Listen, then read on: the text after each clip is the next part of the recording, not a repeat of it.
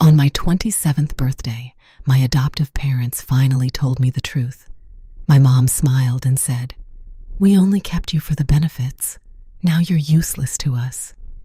Then my father pointed at my gold necklace and said, "Take it off, hand it over, and get out of our family forever." When I refused, he smashed a heavy glass jug over my head. Blood ran down my face as I stood up, laughed, and said, "Turn around, Dad. My real family is sitting 2 tables behind you." As he slowly turned around, the color drained from his face, and seconds later, a secret came out that destroyed everything. Before I dive into the painful details of my story, I want to ask you a quick question. What city or country are you watching this from right now? And what time is it over there? It genuinely makes me so happy to see where my incredible audience is connecting from and how we are all joining together across the world. Drop your city and current time in the comments below. I can't wait to read them and reply to you all. My name is Avery Vance, and for 27 years I believed love was a transaction. I thought my place in the family depended on how useful, quiet, and inexpensive I was to keep around. Growing up, I learned not to ask for much, not to complain, and to mistake being tolerated for being loved. By 27, I was a senior paralegal at a prestigious trusts and estates firm in downtown Boston. My work revolved around trusts, inheritances, and asset protection. I spent my days reviewing complex legal documents, uncovering hidden assets, and protecting strangers' futures with precision and care. The cruel irony was that I could recognize financial manipulation everywhere except in my own life. I understood exactly how wealth was tracked and distributed. Yet, I never realized I was being viewed the same way at home. Looking back, I know that to Eleanor and Arthur Vance, I wasn't a daughter. I was an investment, an asset with a usefulness that would eventually expire. The proof had always been there, especially on my birthdays. Every year, my birthday meant a single grocery store cupcake left on the kitchen counter. Ella Lehner would drop it off and return to her work calls without a second thought. There were no decorations, no celebration, and no real acknowledgement that the day mattered. I would sit alone watching the frosting slowly melt beneath the fluorescent lights while my mother talked business in the next room. Even as a child, I felt that my birthday wasn't being celebrated.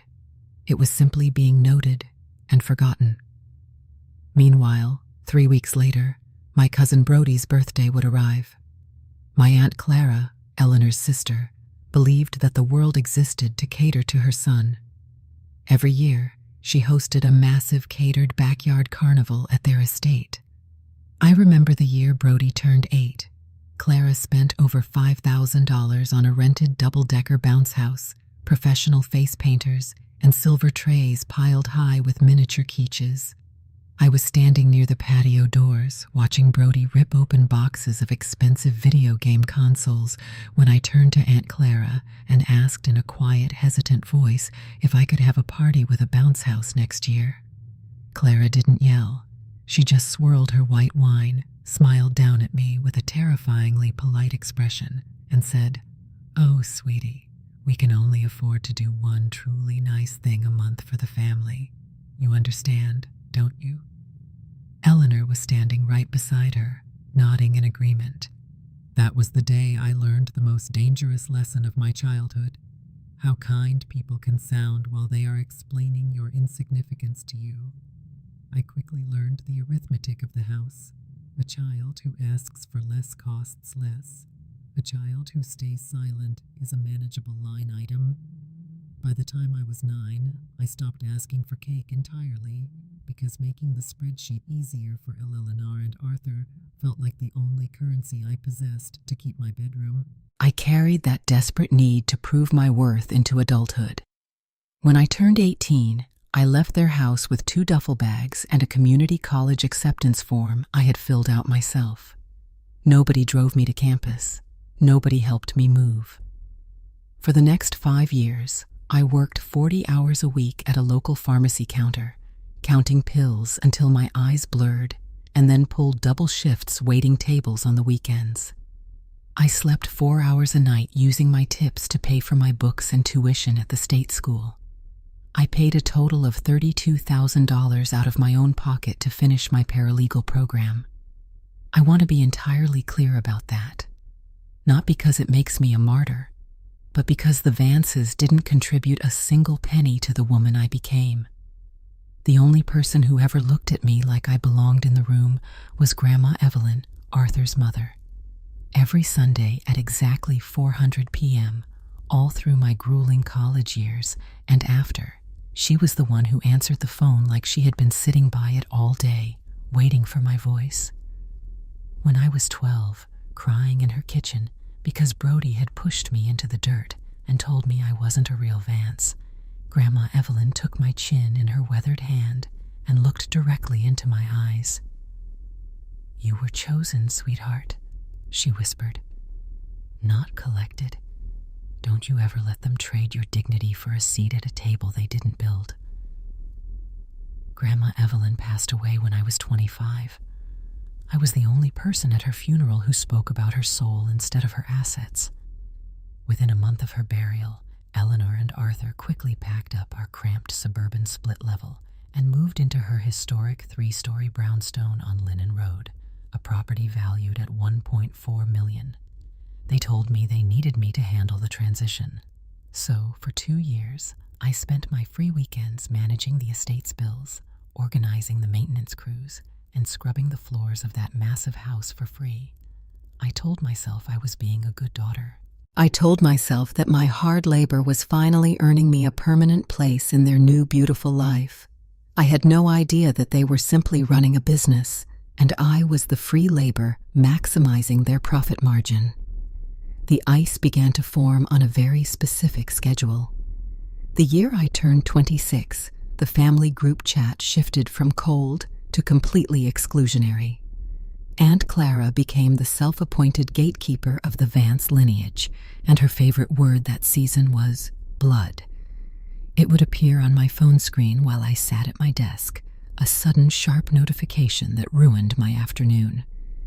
Just a reminder, this weekend at the Main Lake Cabin is a blood-only retreat, one text would read. Another sent by Eleanor before a holiday dinner said, "The dining table at the brownstone only seats 8 comfortably, Avery, so we're keeping it strictly to the bloodline this year. You understand, honey?" I told myself I understood. I told myself it was just Clara being toxic and Eleanor being passive.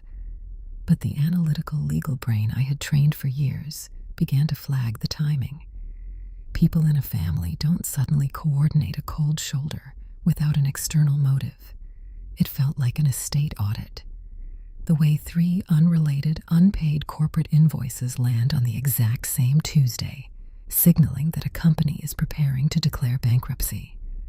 There was a calculation happening behind the scenes, and I was the liability they were preparing to write off. The confirmation didn't come from an overheard conversation or a leaked text message. It came from the unyielding public record of Suffolk County. 6 months before my 27th birthday, I was deep in the digital stacks at the Registry of Deeds, auditing historical title transfers and lien histories for a high net worth client at my firm. Out of a strange, lingering professional curiosity, I typed the address of the Linen Road brownstone into the system. I wanted to see the tracking of Grandma Evelyn's estate.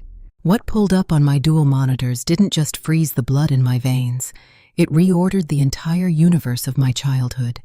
It was the official distribution schedule of the Ruth Mercer Family Trust, executed by Grandma Evelyn 2 years before her death and administered entirely by a corporate bank trustee, completely out of Eleanor and Arthur's control. I scrolled down to page 14, paragraph 4, and read the bold, notarized text that shattered 26 years of my life. The monthly caregiver, property maintenance, and housing stipends currently distributed to Arthur Vance and Eleanor Vance shall terminate automatically and permanently upon the beneficiary, Avery Vance's 27th birthday. whereupon the remaining trust principal, totaling $2.1 million, alongside the full legal title of the real estate located at Linen Road, shall pass entirely and immediately to my granddaughter Avery Vance.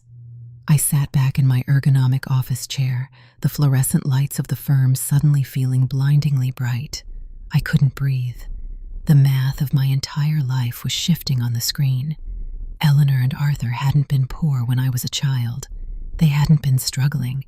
They had been pocketing a massive monthly subsidy from Grandma Evelyn's trust for 27 years, a stipend specifically earmarked for my care, my education, and my upbringing. They had taken that money, used it to fund Brody's lavish parties and Clara's lifestyle, while feeding me sweating single-doll cupcakes and telling me they could only afford one nice thing a month. I had been their cash cow. I was a revenue-generating asset, and the contract on that asset was set to expire the exact second I turned 27. 3 days later, the universe dropped the second hammer.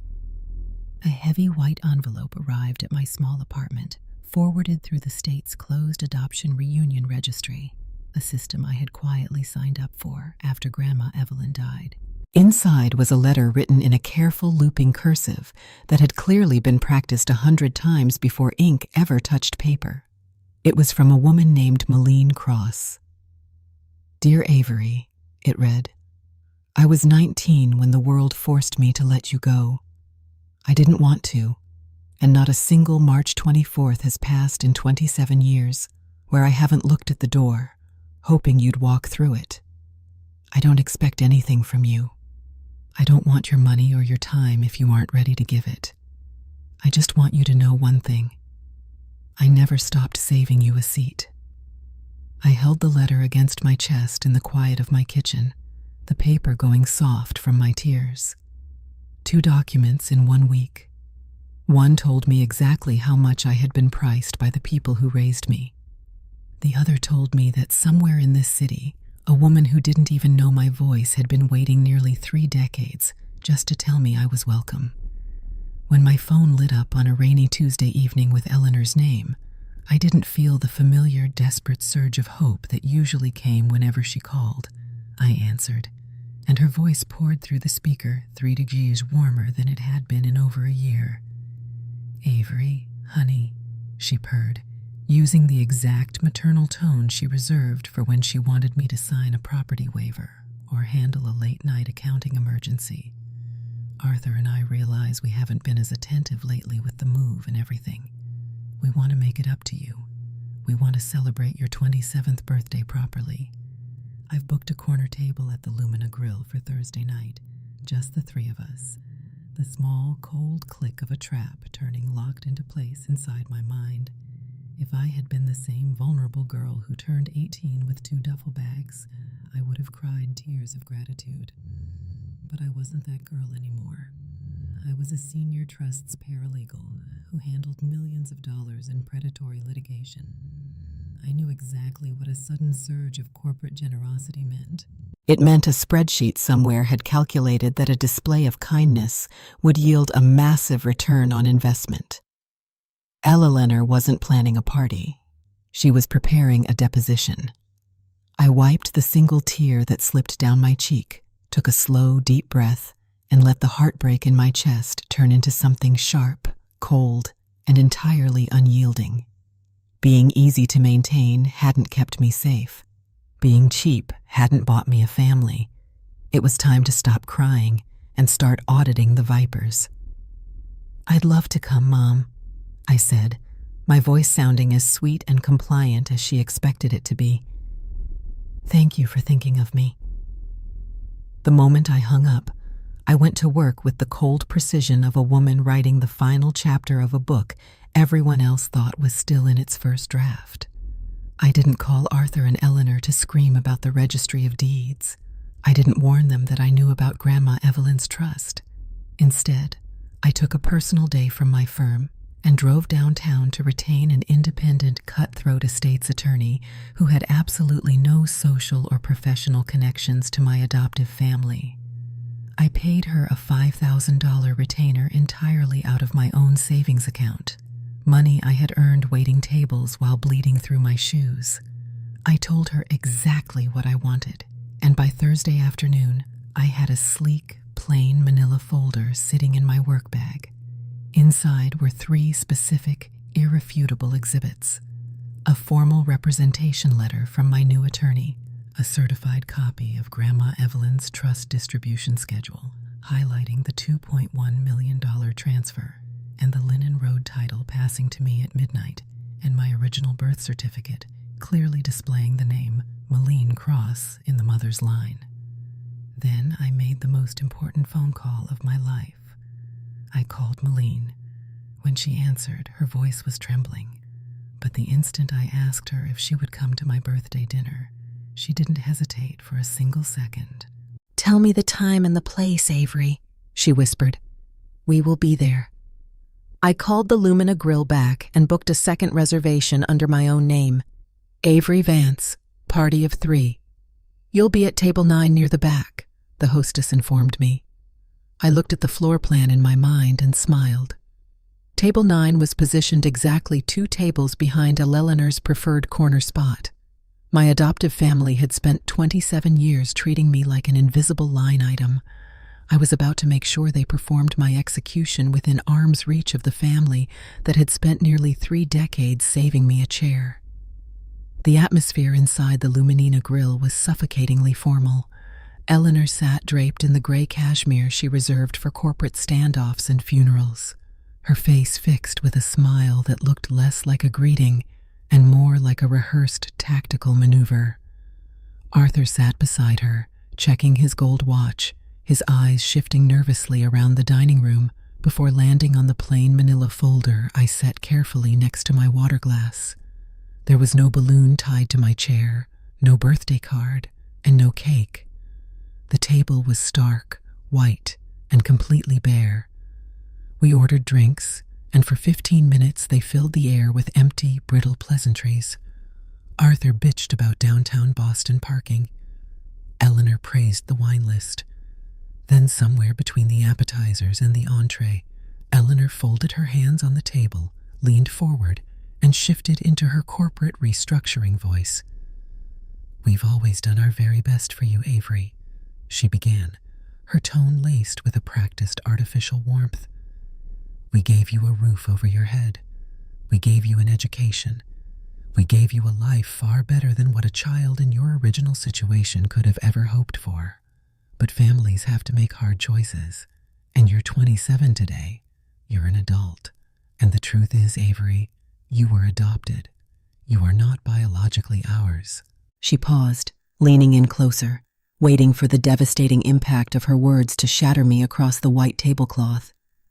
When my face remained completely still, her smile faltered for a fraction of a second, but she pressed on, delivering the line she had undoubtedly spent months perfecting.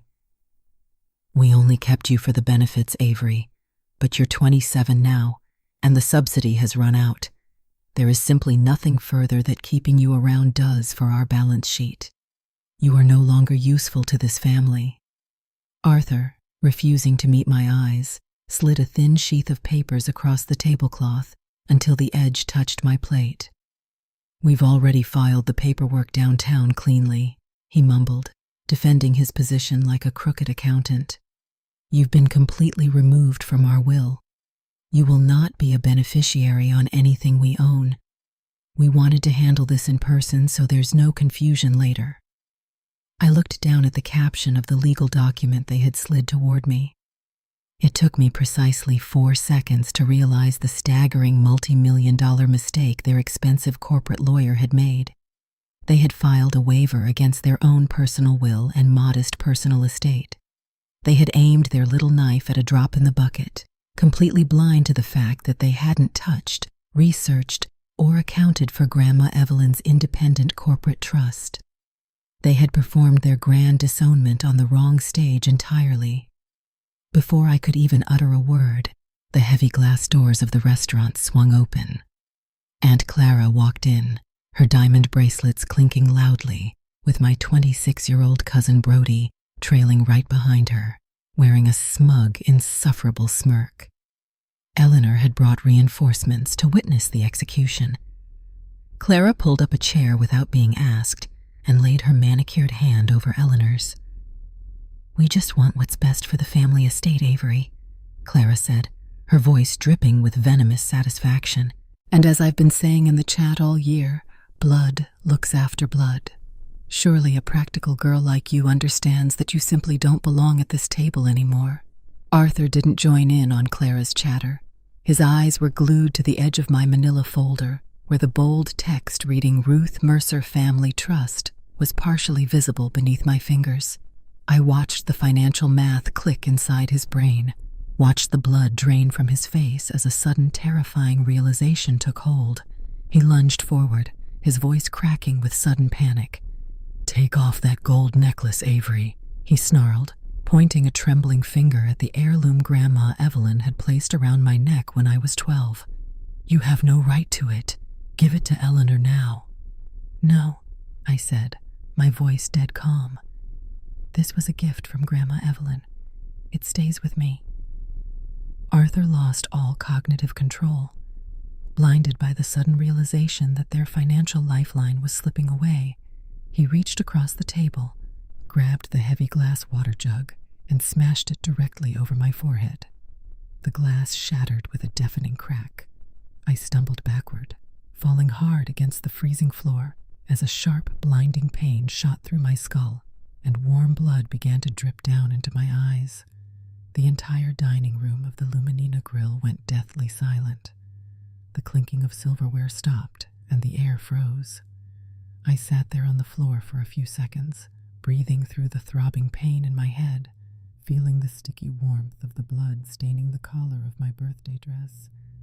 Eleanor was staring down at me, her maternal mask completely shattered, while Arthur stood over me, his knuckles white, holding the broken handle of the glass jug.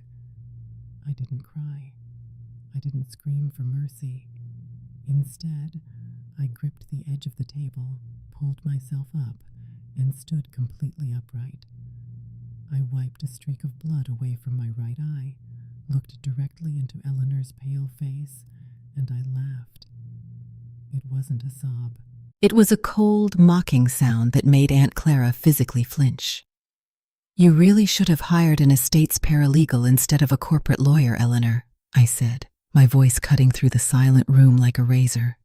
With a steady, blood-stained hand, I flipped open my plain manila folder and laid the 3 pages out on the white tablecloth, side by side, right over their useless waiver. "Exhibit A," I said, tapping the first page. "A formal representation letter from my independent defense counsel. Exhibit B, the certified distribution schedule of the Ruth Mercer Family Trust. You aimed your little knife at a personal will, completely forgetting that Grandma Evelyn left this brownstone and a $2.1 million cash remainder to me. Her bank trustee is executing the transfer at midnight tonight, and because your contract as my caregiver's expires on my 27th birthday, your $4,500 monthly stipend terminates in exactly 45 minutes. Eleanor's eyes locked onto the document.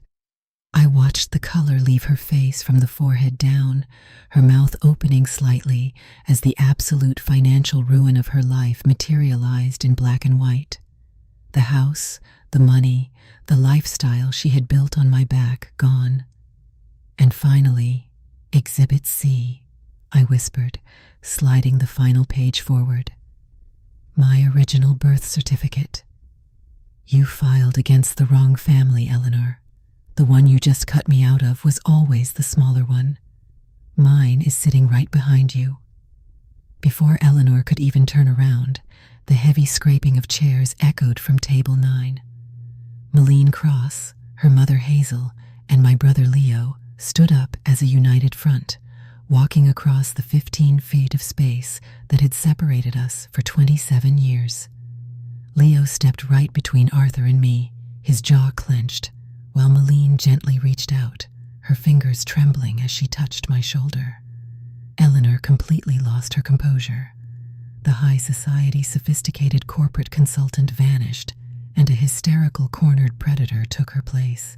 She slammed her hands on the table, standing up so fast her wine glass shattered. "After everything we paid for!" she screamed, her voice piercing the entire restaurant, drawing the eyes of every patron and waiter. "After the roof we put over your head, the schools, you humiliate us in public over money. You ungrateful, pathetic little hitchhiker. You said you gave me everything, Eleanor," I replied, my voice remaining entirely level as Malene wrapped her arm around my waist to support me. "But you notice you said gave, not loved. You never loved me. You pocketed the difference." The Boston police arrived within 4 minutes, called by the restaurant manager who had witnessed the entire assault. Arthur was trembling, looking at his hands as the reality of a public felony charge crashed down on him. I didn't hesitate. I walked right up to the responding officer, handed him my attorney's card, and pointed directly at Arthur. He assaulted me with a dangerous weapon. I am pressing full criminal charges. The image was unforgettable. Arthur Vance being slammed against the glass doors of the Luminina Grill, handcuffed and dragged out into the Boston rain in tears, while Eleanor chased after him, screaming at the officers, until a manager threatened to have her arrested for disorderly conduct. Aunt Clara and Brody sneaked out the side exit, completely terrified of being associated with the wreckage. It took less than a year for the karma to finish its work. Arthur was convicted of felony aggravated assault.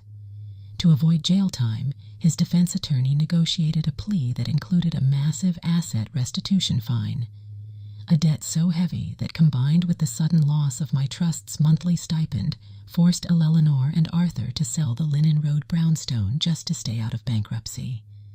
They moved into a cramped single-room apartment on the outskirts of the city, entirely broke, while Aunt Clara and Brody completely cut them off the moment the money dried up. I didn't sue them for the childhood money they stole. I didn't post a single word on social media. I simply let the silence be the boundary, because a legal boundary is the only kind that ever truly holds against parasites. Arthur texted me a few weeks after his sentencing. 3 simple words. "I am sorry." I deleted it without replying. He was, as he had been my entire life, a year too late, and speaking to a room that was already empty. I didn't need his apology, because I already had my answer. I spent the rest of my 27th birthday sitting at table 9, watching the candle flicker on a slice of chocolate cake Pearl had ordered for me. For the first time in 27 years, I didn't have to be easy. I didn't have to be cheap. I didn't have to be useful. I just had to sit there and let myself be held by a mother who had saved me a seat before she ever even knew my name. Sitting here today, looking back at that night at the Luminina Grill, I realized that the blood on my dress was the price of my freedom. I spent 27 years trying to be useful enough to be loved by people who only saw me as a contract. But karma doesn't use a calculator. It just delivers justice exactly when it's due.